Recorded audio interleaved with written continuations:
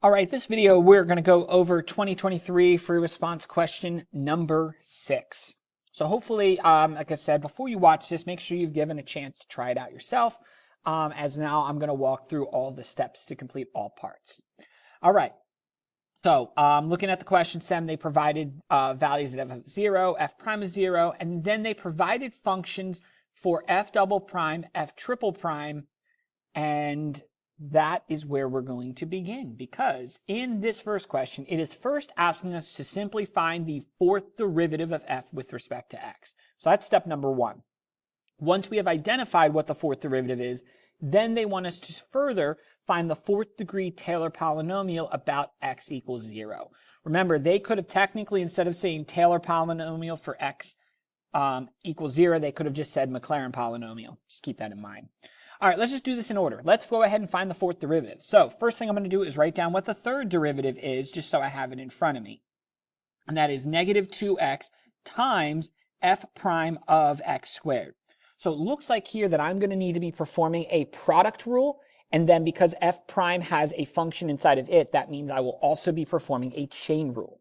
So the fourth derivative, we'll put a little 4 up there, product rule. So it's going to be left times the derivative of right. So this would be f double prime of x squared times the derivative of the inside, which is 2x, plus the right term times the derivative of the left, which is going to be negative 2.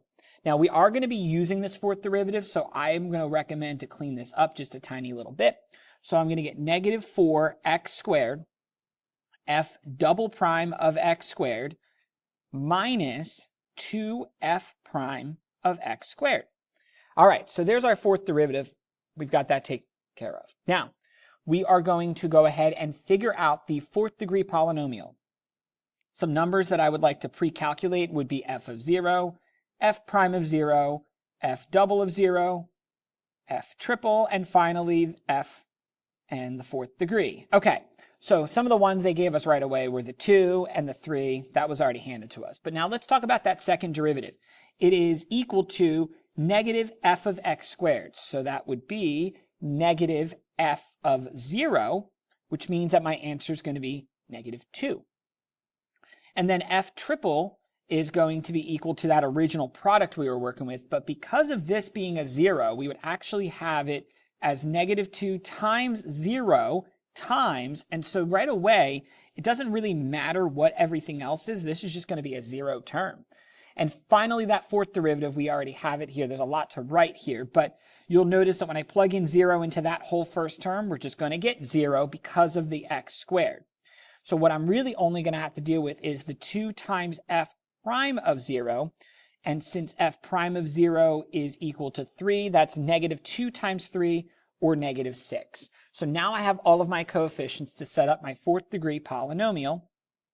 So let's go ahead and do that. So we're going to take our f of 0 plus, and then this is at x equals 0. So it'll be 3 times x minus 0, but I'm just going to write it as x. Next term is going to be plus negative 2 over 2 factorial times x squared. And then my final, oh, not my final term, we have 2 more terms. Technically, the next term is 0. So you don't have to write this. I'm going to write it temporarily, but this is what it would look like. But because that ends up just becoming 0, we're going to skip that, and we're going to head right to the fourth degree, which is negative 6 over 4 factorial times x to the fourth. Now, because this is an FRQ, I'm actually just going to go ahead and leave it like this. This, of course, does simplify. So for those of you who did simplify it here, let me write what that's going to be. That would be minus x squared. And then 4 factorial, I believe, is 24. So that will simplify the last term to negative 1/4. So it'll be minus 1/4 x to the fourth. So that would be my simplified polynomial here. Okay, part A was a big one.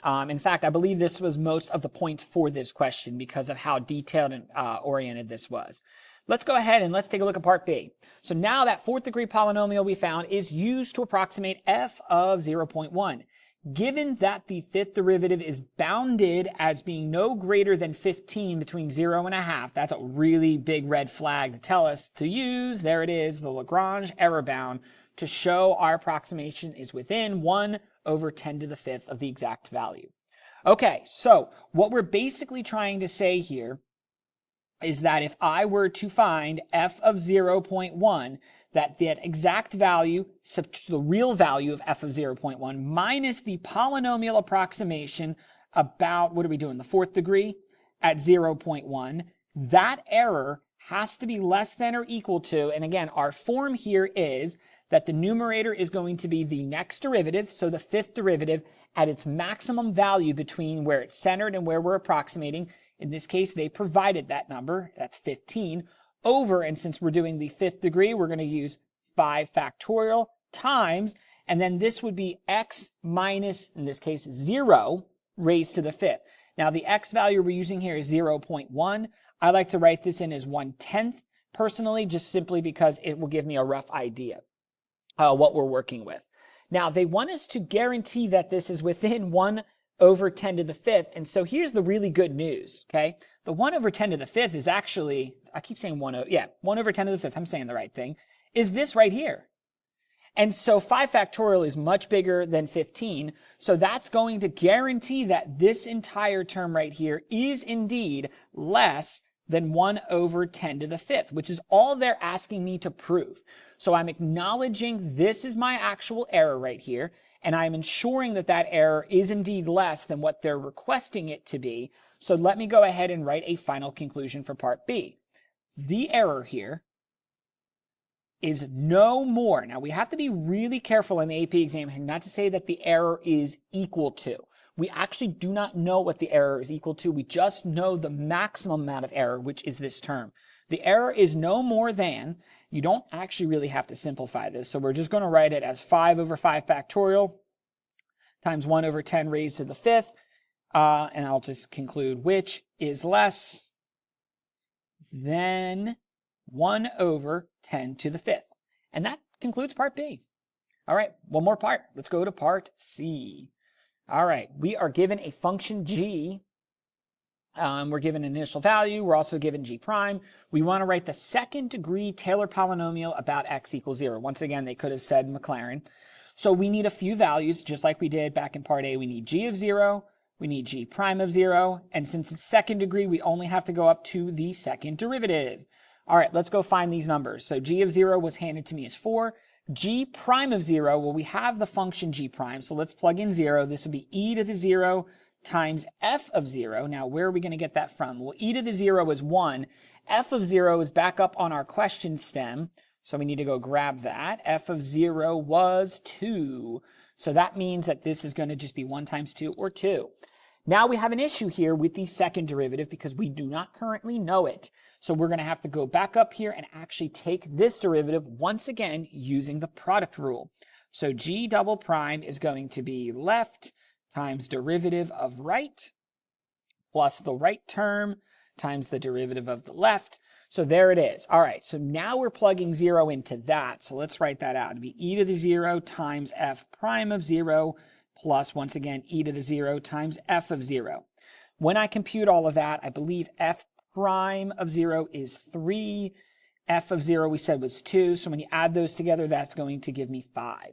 So now we have all of our coefficients here to write our second degree polynomials. So p sub 2 of x is equal to 4 plus 2x to the first over 1 factorial. We don't need to write that. Plus 5 over 2 factorial times x squared. And there it is, second degree Taylor polynomial. And just like that, we have finished 2023, question 6.